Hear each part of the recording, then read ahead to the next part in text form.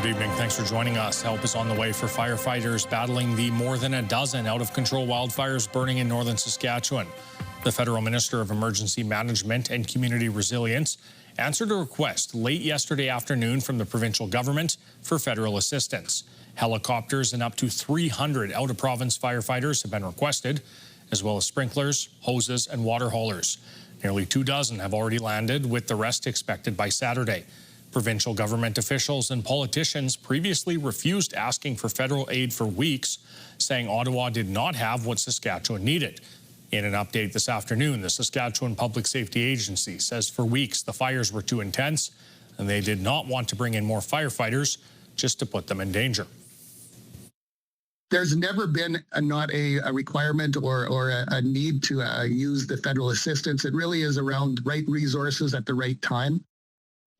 To date, roughly 1.8 million hectares has burned this wildfire season, about the size of the country of Fiji.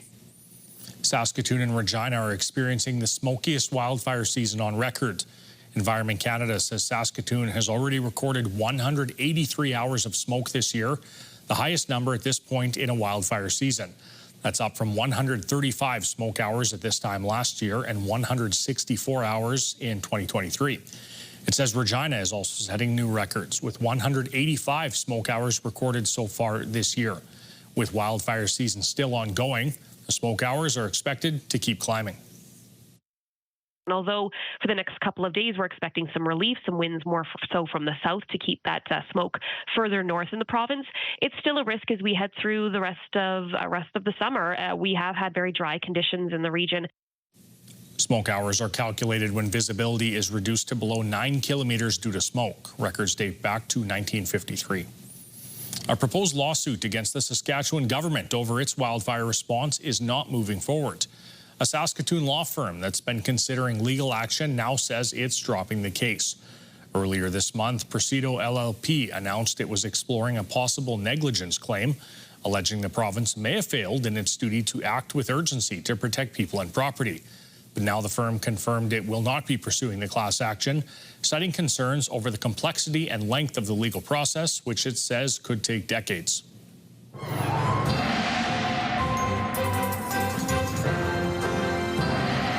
Frogstad in now for a quick look at our weather situation here. Jeff, what should we know? Well, we should know that rain that we're hoping for in northern areas is, if it does show up, we are going to be dealing with spotty showers, not anticipating a lot in the way of moisture. And we're not really expecting a lot in the way of moisture in other parts of the province. What we are expecting are some pretty warm temperatures, and we'll talk about that later on. Sounds good. Thanks, Jeff. RCMP have arrested a 28-year-old man after a dangerous person alert was issued this morning. Around 2 in the morning, RCMP responded to a report of an armed man on the Musqueam First Nation. Upon officers arriving, the man fired at RCMP, striking one officer who's in hospital with non-life-threatening injuries. The suspect fled on foot. A dangerous persons alert was issued around 6:35 a.m. Later in the morning, the man was located near Lestock and was arrested around 8:50 a.m. Charges have not been laid at this time, and there's no longer any threat to the public. A woman has died after being hit by a vehicle in Saskatoon's North End last night. Police say they were called to Idlewild Drive North and Circle Drive at about 10 o'clock, where a pedestrian was struck. The woman was taken to hospital with life-threatening injuries, where she died. The driver remained at the scene. And a 15-year-old boy has died after the ATV he was driving rolled. RCMP say it happened yesterday afternoon on a highway on the Buffalo River Dene Nation. The teen was taken to the local medical facility but died of his injuries. RCMP are looking for the victim of an assault that happened in North Battleford. Officers were called to Railway Avenue yesterday afternoon, where an assault was taking place in and around a vehicle which was stolen in Saskatoon. The vehicle then left with the victim inside. Police are trying to find her and confirm her safety, and they're also looking for the suspect. Prince Albert has joined police services in several cities, including Regina, Winnipeg, and Toronto, in shutting off comments on social media posts. The PA Police Service announced in a Facebook post it's disabled comments on its posts. It says it comes after it observed an increase in comments that are hateful, racist, and inappropriate in nature. Experts say having an active comment section can increase a post's visibility.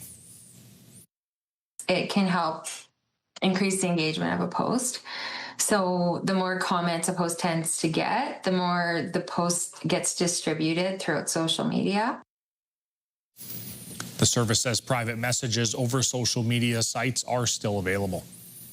Saskatoon police are taking a proactive approach to crack down on crime. As part of a high-visibility enforcement and crime disruption project conducted June 10th to 21st, police report 176 arrests were made and 183 charges were laid following the execution of 220 outstanding warrants. In addition to the arrests, police seized a variety of weapons, bear spray, over $6,000 Canadian, and various quantities of drugs, including fentanyl, methamphetamine, and cocaine. Proactive policing is contingent upon having the human resources to do it. And so for a period, we just took all hands on deck, and we really worked hard to make an impact in the community for safety. And it ran really well.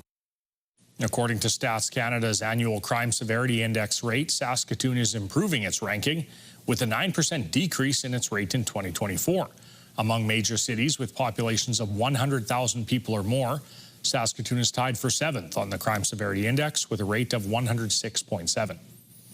Scott Moe met with Canadian premiers in Ontario this week, where discussions of the country's health care were brought to the table, and some deals are still sitting on the table for Saskatchewan. The federal government proposed the Pharmacare Act C-64 to all premiers in the country. However, only some provinces have chosen to accept the legislation. The Pharmacare Act C-64 was passed in October 2024 and would expand public coverage to include contraceptives and diabetes treatments at no cost to patients. Despite conversations, Saskatchewan remains one of the few provinces to formally sign on to the program. The Canadian Health Coalition is now urging Premier Moe to act. If a provincial system is so good, why wouldn't they accept the funding to achieve the same goals from the federal government? Why would they decide to use provincial money for it when federal money is available and sitting on the table? That doesn't make sense to me. An emailed statement from Saskatchewan's Ministry of Health says the government will continue to engage constructively with the federal government on its funding commitment and the specific drugs proposed for coverage for Saskatchewan to understand if the federal government's proposal will enhance the scope of existing drug plan benefits. Researchers at Vito are trying to tackle emerging viruses and help safeguard people against disease outbreaks using bats. Zoonotic viruses can jump from one species of animal to another through reservoir hosts like bats. Arinjay Banerjee and his team recently published 3 papers for academic journals they call a pandemic preparedness toolkit. The first studied a One Health approach to the Nipah virus affecting Southeast Asia, managing the disease through effective surveillance and early warning systems. Another looks at the viral tolerance of bats, suggesting they might have defense mechanisms against the immune response to spike proteins. Now, this may explain why they can tolerate viruses without being affected by them. Now, finally, research into an important antiviral gene present in both bats and humans, called the GPB1 protein, may unlock answers to better therapies. Our goal is to understand how bats can coexist with these viruses. Bats don't get sick like us as humans. So we want to identify what is it about the bat immune system and take that knowledge and develop that into therapeutics for humans. And it is not a far-fetched idea, John. Like if you look at antibiotics, they were inspired by bacteria. You look at the immune molecules that recognize infections, they were studied in fruit flies. So as scientists, we've always taken inspiration from animals. Banerjee says his team's 15-year vision is to use this research to help develop vaccine therapies for humans. According to the province's crop report, last weekend's rainstorms came just in time for producers. Crop development varies from region to region, but overall has leveled out to normal after a quick start due to hot, dry conditions. Topsoil moisture has improved, with 73% of cropland topsoil moisture considered adequate or higher. It's 61% for hayland and 59% for pasture land. The rain did delay haying operations, although only 20% is still standing, with the majority of the quality considered good or fair. Still to come, it's Drowning Prevention Week. What to know before you head out onto the water.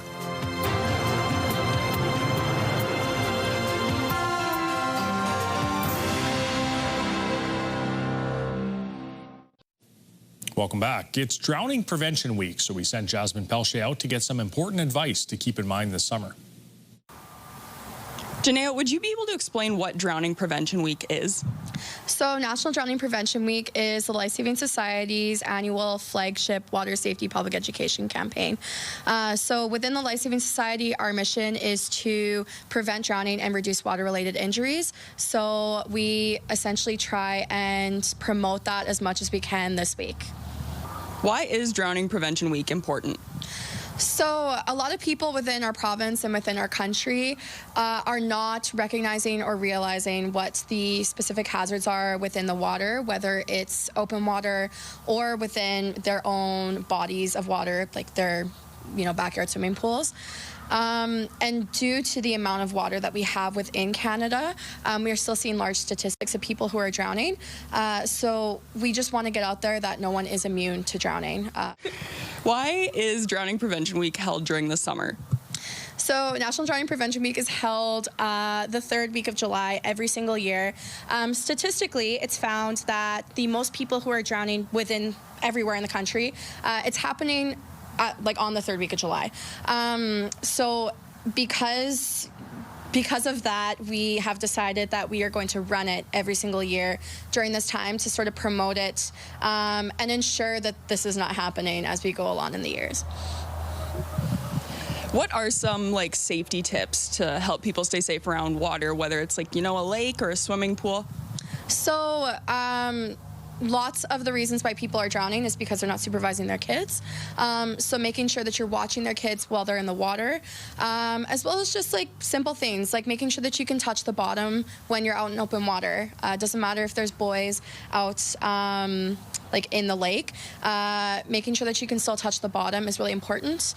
Wearing your life jackets is another huge one. Wearing your life jackets when you're in a boat, any sort of vessel like a kayak or a paddleboard or your motorized vessels, as well as when you're swimming out where you don't know how deep it is or what the sorts of hazards are, as well as boating sober and swimming sober. Lots of the people who are drowning across the country are under the influence of any sort of substance. So ensuring that you're staying sober while you're boating and while you're swimming is super important. How do people find out more information if they have questions about Drowning Prevention Week or drowning prevention in general? So you can check out our website. It's lifesavingsociety.sk.ca. We have Instagram, it's lifesavingsk, and then Facebook is the Life Saving Society Saskatchewan branch. Is there anything that we didn't talk about yet that it's important for people to understand? I don't think so. All right, perfect. All right, well, thank you for speaking with me. You're welcome. Thank you. Still to come, remembering a wrestling and pop culture icon. The legendary Hulk Hogan has died.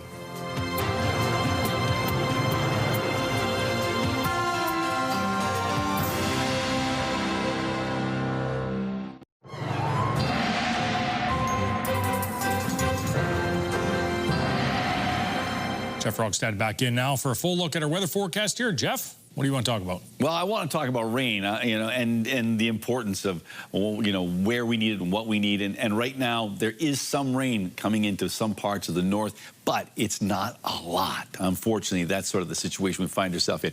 It's all part of this system that is going to continue to move across Alberta into Saskatchewan, already in parts of Saskatchewan, but it's not a huge system. You can certainly see the low that it's associated with crossing through Alberta. And then let's take a look at our futurecast. So the computer modeling is saying, yeah, that low is coming through, and that sort of line of rain comes through, but even at first line goes through, you might get some showers. Unfortunately, it comes with the risk of thunderstorms, and then in behind it, spotty showers. So we really need much more of a soaking than that, but I guess we'll take what we can at this point. Central and southern areas right now, doesn't look like rain is an issue at all. So let's take a look overnight. We're dealing with temperatures in the teens for the Lakeland region, 13 for Spiritwood, as well as the Battlefords, Candle Lake, Birch Hills, Rostern, and Nipawin. Just 1 degree warmer than that in Melfort, 14 degrees. In most locations, you're dealing with partly cloudy skies. There is a risk of a thunderstorm along with some showers, but this is really not a lot in evidence. So Candle Lake, yes, they may see some showers tomorrow afternoon, but again, don't expect a lot in the way of rainfall amounts. 24 degrees for Spiritwood, 25 for the Battlefords on Friday, 26 for Candle Lake, 27 for Birch Hills, Rosthern, and Melfort, and a high of 28 tomorrow for Nipawin and area. For Prince Albert and area, well, 13 degrees overnight is what the temperatures expect to drop down to. A 60% chance of showers, risk of a thunderstorm, and yeah, some fog patches could show up. Winds out of the southeast at 10. Tomorrow, that fog is going to get, will lift. And then 27 degrees for a high with mainly cloudy skies, winds out of the northwest at 15. So we might start to see a little bit of that smoke creeping back in with that northwesterly flow. We shall see. 23 degrees on Saturday, 20 on Sunday, 21 to start the work week, 24 on Tuesday with mainly sunny skies. Big time sunshine on Wednesday and back into the hot temperatures, 27 degrees. And 1 week from today, mainly cloudy skies and 28. Yeah, nice and hot, but as we see, no real rain expected there. No, not a lot, and so we keep our fingers crossed that we are going to get some moisture in the far north. Yeah, well said. All right, big thanks for that, Jeff. Let's take a look at sports. We now know who will be under center for the Edmonton Elks against Saskatchewan tomorrow evening. Fajardo, deep shot, laying one out there. Giddens goes back to it, and he's got it. Touchdown, Edmonton late. Yes, former Rider Cody Fajardo will be making his first start in Saskatchewan since leaving the team in 2022. He led the Green and White to the playoffs twice in 3 seasons, and he won a Grey Cup in 2023 as a member of the Montreal Alouettes. Current Rider QB Trevor Harris says Fajardo was one of the first people to reach out to him after he was signed by Saskatchewan. Was a beloved player here, and the fans love him. And you know, I think that, you know, when he went over to Montreal and I came here, we kind of talked about, you know, playing against one another and him coming back to Mosaic. And I never really thought it would be me being here and him in Edmonton, you know, and you know how it's happened. But here we are. How badly do you want the fans to give it to Cody like they used to Henry Burris as a member of the Stampede? Yeah, no, see, I can speak to that. I was there for those. Yeah. Please, you know, bring your Christmas hats, you know, be the Grinch, you know, let's do that. Yeah, we want as much noise as possible. While Fajardo is the listed starter, Mace adds his defense remains ready to see Trey Ford in the pocket as well, as the Elks have used both quarterbacks in various situations over the past 2 games. Not guilty. That was the verdict handed down in the high-profile sex assault trial of 5 former Junior Hockey Canada players. The judge telling court the testimony of the alleged victim, known only as EM, was not credible. The trial focused mainly on whether there was sexual consent between EM and the players 7 years ago in a London, Ontario hotel room. The judge addressed videos from the night in question that were presented in court. She said EM did not display any signs of intoxication and spoke clearly and coherently. Protesters who gathered outside in support of the complainant say this is a miscarriage of justice. The 5 men have been acquitted. Sad news in the professional wrestling world as the legendary Hulk Hogan has died.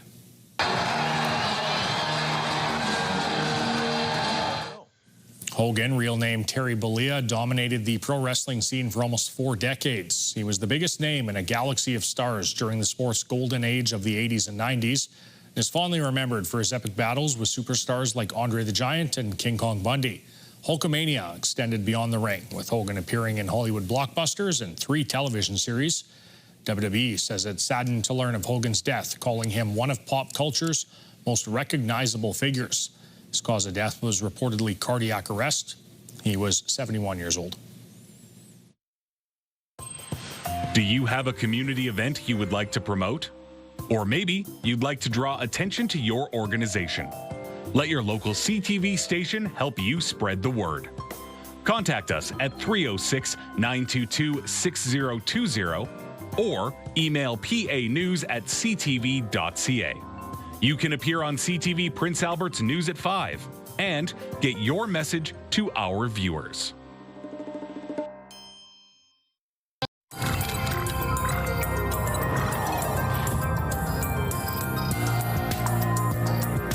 A team of researchers in a Quebec hospital believe they've made a breakthrough discovery that could bring new hope to those suffering from long COVID. The team says they've identified a potential biomarker for chronic fatigue syndrome, a disorder that can be triggered by a viral infection. The 10-year study focused on a protein that plays a role in the immune system's response. Researchers found people with chronic fatigue have higher levels of the protein in their plasma. The hope for people suffering of long COVID is because 50% of them will develop ME/CFS over time because they meet not only the same symptom, but they have the Keynesian consensus criteria associated with ME. So for this pool of people suffering of long COVID, this is also an additional hope that we want to prevent a more debilitating form as a long-term sequelae of their condition if we can intervene early. Dr. Moreau adds there are 2 well-known drugs already on the market that could help. A clinical trial is likely to begin in the coming month. Many of us have heard the popular health benchmark, walking 10,000 steps a day, but new research shows we may be overstepping. Aiming for just 7,000 steps a day is a great goal, according to a study published in The Lancet Public Health. Researchers found people who take 7,000 daily steps have a 47% lower risk of dying. It also reduces the risks for other health issues, including cardiovascular disease, type 2 diabetes, and dementia. The study found increasing daily activity by just 1,000 steps makes a major difference. The unofficial 10,000 step target originates from a Japanese marketing campaign for pedometers, but is not based on health guidance. What? You don't have to step as much, Jeff. The scales have fallen from my eyes. A corporation came up with some idea to sell some things and just made up a number? Yeah. No way. Apparently breakfast is the most important meal of the day, too. Hey, don't you be dissing moms out there. All right. You know. Jeff, the Toronto Blue Jays may have gotten grilled by the Yankees Tuesday night, but fans are relishing in this record moment. Jays fans at Rogers Centre consumed a record 84,731 loony dogs. It happened just one day after the Jays broke a 40-year franchise record for most home wins in a row. And they're also now tied for the best record in the American League with 60 wins. Jeff, how many hot dogs do you think you could put down in one sitting? Is that a dare? I don't know. Maybe. If they're Dodger dogs, like, stadium dogs, in one sitting, I don't know. I could probably do 10, couldn't you? I'm willing to try. Let's head up to a Berries game. There we go. All right. All right. Have a good night.